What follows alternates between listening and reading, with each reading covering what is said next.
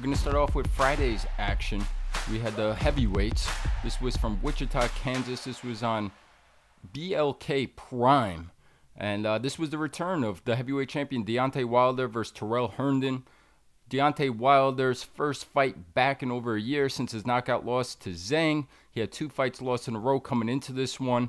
And I don't know what was worse, bud. The production, the opponent, or Deontay Wilder's performance. But I was just thinking about you over the years. You always talked about that magic eraser, the great power that Deontay Wilder possesses in that right hand especially.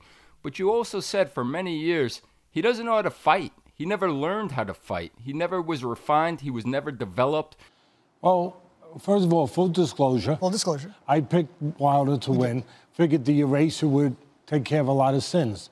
Tonight it didn't. Also, full disclosure, I've been saying from the beginning of his career that Wilder, and with a lot of attacking, when I say it, especially from Wilder's people, that Wilder can't fight. Can't fight. Never learned how to fight. But punches are not made. They are born. And he was born with that great eraser, with that thunderbolt in the right hand.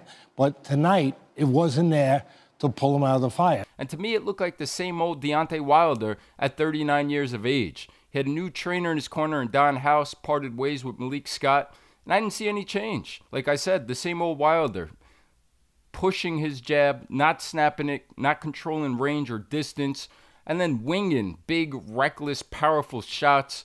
In the end, he had the right opponent, gets a 7th round stoppage. What'd you make of this fight? What'd you make of Deontay Wilder and his return back to the win column? Yeah, I mean, listen, you covered it every which way. It could be covered really right there. But if you were sick, you know, you had to go to get better. Say you had maybe congestion in your chest, you know, bronchitis they call it. You might go get a shot of penicillin. Right, you go to the doctor. That's how they used to treat it. They treat it with a shot of penicillin, the old-fashioned way. Or if it wasn't too bad, you let your grandma or your mom make you some nice chicken noodle soup. That made you feel better. Well, if you're in the fight business and you're coming off some bad losses and you're at a tough spot in your career that way and you got to feel better, what do you do in boxing? You get an opponent like they got, and I'm not knocking the guy gets in the ring. God bless him. He's braver than most. But you get that kind of an opponent that they got for Wilder to make him feel better. The problem was, it didn't make us feel a lot better because the production and everything, like you said, was rough. It was rough. And rough to watch. Now, look, Wilder got mad at me a couple times, you know, because I'm just pointing out what I believe to be the truth from 50 years in the business of training fighters, being a fighter, commentating, all those years. I mean, this is my only life, my only business that I know. And I've been blessed to be able to make a living and take care of my family in it.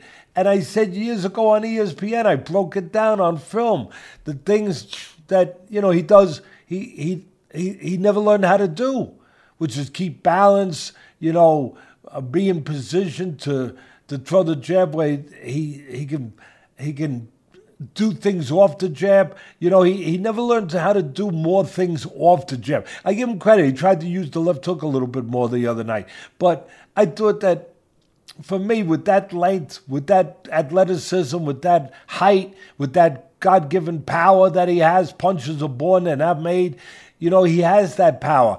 I thought that he could have been developed into a left hand where he could have hooked off it, he could have uppercutted off it, he could have done so many, you know, I used to say when I wanted a guy to do more with that jab, that you got to teach the jab to speak more languages, not just English, to let it speak other languages too. I would have liked to see that and to have him where he was, like you pointed out, where he doesn't lose his balance. Just basic, good, fundamental things to go along with the thing that is not fundamental, the thing that is God-given, the thing that is genetically driven, and that's power. Either you have it or you don't. And I would have loved to see it, what he could have been if you built around that. And it's not to knock him. He became heavyweight champion. He's made millions of dollars. He's taking care of his daughter. He's taking care. God bless you. I appreciate that. I admire that.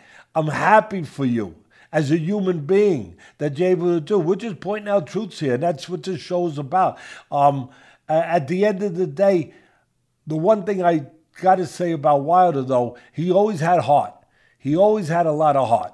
And he showed it. He showed it in the Fury fights. He's, getting off the floor.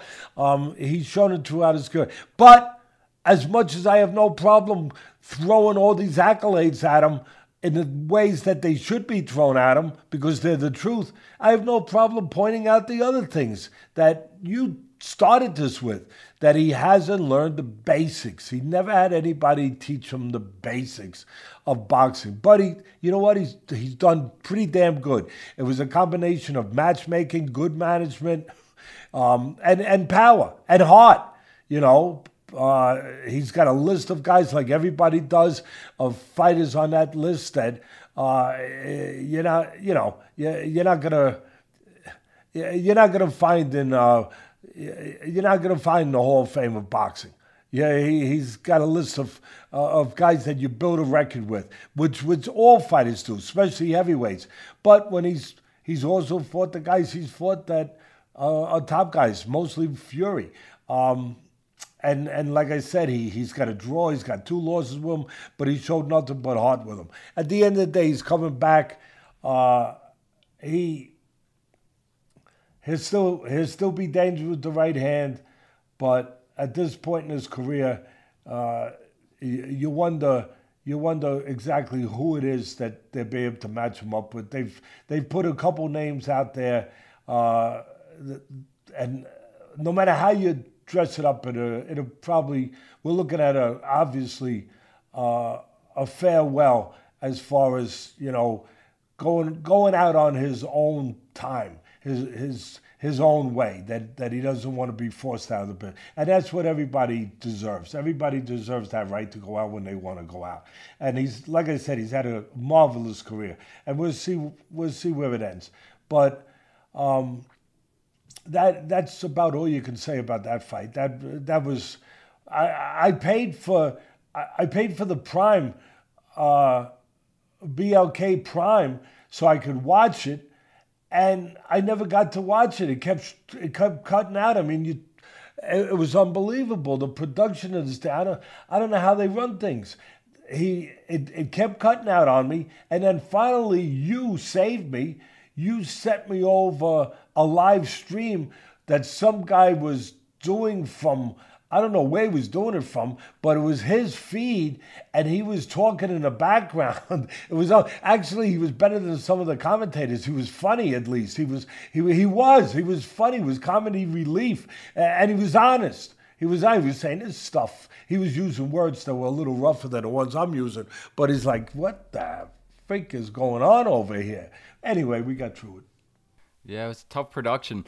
Found a link, a stream through Twitter, and basically was watching it through another guy's laptop that was imaged on Twitter there. So see what we do for you guys? Do you understand it? Really? You people out there, do you understand what we go through to bring you the news, to bring you specifics, to bring you updates on fights, analysis on fights? What we go through, we go through more than the mailman. We do. The mailman goes through sleet or snow or, the dim of night will stop him from delivering the mail. None of that stuff, even terrible production and terrible fights doesn't stop us from delivering the fights to you.